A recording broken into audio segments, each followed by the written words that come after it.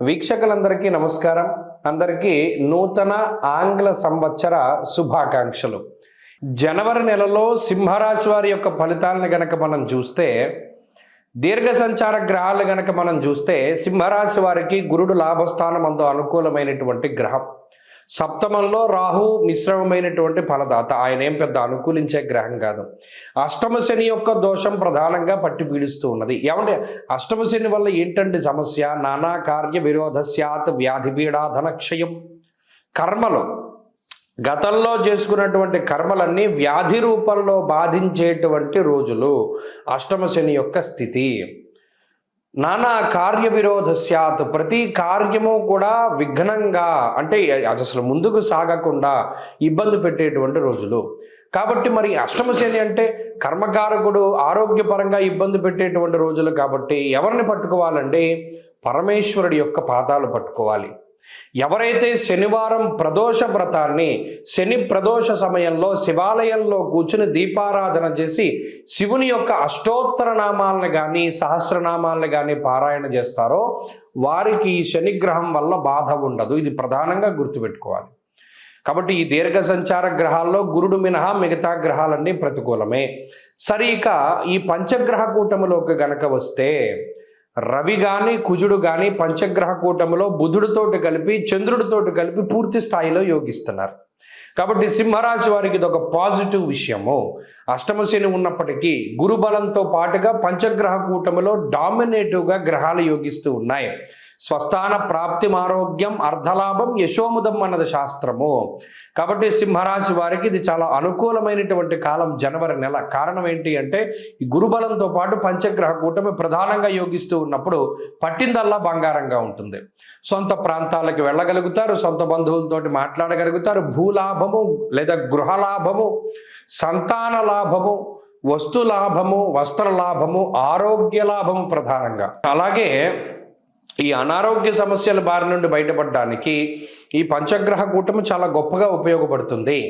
ఉద్యోగ సంబంధమైనటువంటి ఎదుగుదలనిస్తుంది, దేశాంతర వాసాన్ని జయిస్తుంది. అంటే అటు వాళ్ళు ఇటు రావడము, ఇటు వాళ్ళు అటు వెళ్ళడము, మొత్తం మీద దేశాంతర వాసాన్ని కలగజేసేటువంటి గ్రహ సంపత్తి. అంతేకాక సింహరాశి వారికి ధైర్యం పెరుగుతుంది.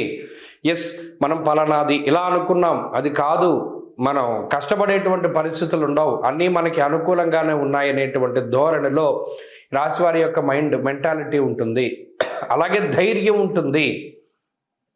ఎలాగైనా సరే ముందుకు వెళ్ళి ఛేదించగలుగుతారు, ప్రేమాప్యాయతలను పొందగలుగుతారు, రుణబాధల్ని తీర్చగలుగుతారు, రుణబాధల నుండి బయటపడగలుగుతారు, శత్రు సంహారం చేయగలుగుతారు, శత్రువుల పైన పూర్తి స్థాయిలో విజయాన్ని సాధించగలుగుతారు. ఇలా అన్ని విధాలుగా కూడా సింహరాశి వారికి మరి కొత్త సంవత్సరం ప్రారంభ మాసం అన్ని విధాలుగా కూడా అనుకూలంగా ఉన్నది. ఉద్యోగ వ్యాపార వ్యవహార వ్యవసాయేతర విషయాల్లో సానుకూలంగా ఉన్నది. చట్టపరమైనటువంటి వ్యవహారాలన్నీ ఒక కొలిక్కి రావడానికి అవకాశం ఉంటుంది. కాబట్టి వీరందరూ కూడా ఆనందదాయకమైనటువంటి సమయాన్ని అనుభవిస్తారు. మరిన్ని అనుకూలమైనటువంటి ఫలితాలను సాధించడానికై ఇందాక నేను చెప్పినట్టు శనివారం ప్రదోష వ్రతాన్ని ఆచరించండి, మంచి ఫలితాలు సంప్రాప్తమవుతాయి. ఈ కొత్త సంవత్సరంలో అందరికీ ఆయురారోగ్య ఐశ్వర్యాదులు కలగాలని, పరమేశ్వరుడి యొక్క అనుగ్రహం ఉండాలి అని, అలాగే ఈ సంవత్సరంలో ఏర్పడేటువంటి దేశారిష్ట యోగాలు, దుర్భిక్ష ఉల్కాపాతాలు లేదా మరేతరత్ర దోషాదుల వల్ల ప్రజలు ఏ రకంగానూ ఇబ్బంది పడకూడదు అని చెప్పి మనస్ఫూర్తిగా భగవంతుడిని మరొకసారి ప్రార్థిస్తూ, నూతన సంవత్సరంలో ఈ ఆంగ్ల సంవత్సరంలో మొట్టమొదటి నెల జనవరి నెలలో ఉండేటువంటి గ్రహస్థితిని మనం పరిశీలిద్దాం. ముఖ్యంగా ఈ నెలలోనే పంచగ్రహ కూటమి అనేటువంటిది సంభవించబోతూ ఉన్నది. దానికి సంబంధించినటువంటి ప్రభావాలను సైతం మనం విశ్లేషణ చేసుకుందాం. దానికన్నా ముందు సంక్రాంతి ఎప్పుడు చేసుకోవాలి అనేటువంటి దాని మీద కొంతమందికి సందిగ్ధత ఉన్నది. నిజానికి భారతదేశ ఆమోదిత భారత ప్రభుత్వ ఆమోదిత దృగ్గణిత పంచాంగ రీత్యా 15వ తారీఖు నాడు సంక్రమణ పుణ్యకాలము అనేటువంటిది అందరూ గుర్తుపెట్టుకోవాలి. 15వ తారీఖు నాడే రవి ధనురాశిని వదిలిపెట్టి మకర రాశిలోకి ఆయన యొక్క సంచారాన్ని ప్రారంభిస్తూ ఉత్తరాయణ పుణ్యకాలాన్ని ప్రారంభం చేస్తూ ఆయన యొక్క దిశ అంటే ఆయన ప్రయాణము ఉత్తరం దిక్కుగా ప్రారంభం చేస్తూ అది దేవతా కాలమానం ప్రకారం పగలు కాబట్టి ఆ రోజున సంక్రమణ పుణ్య రోజున చేసేటువంటి విశేషమైనటువంటి స్నానములు, దానములు, జపములు, తపములు వీటన్నిటికీ విశేషమైనటువంటి ఫలాన్ని ఆయన వసగుతూ ఉన్నారు. అది జనవరి 15వ తారీఖు. కాబట్టి ప్రభుత్వం కూడా సెలవులు ఆ రకంగానే ఇచ్చింది కాబట్టి ఏమాత్రం సందేహం లేదు.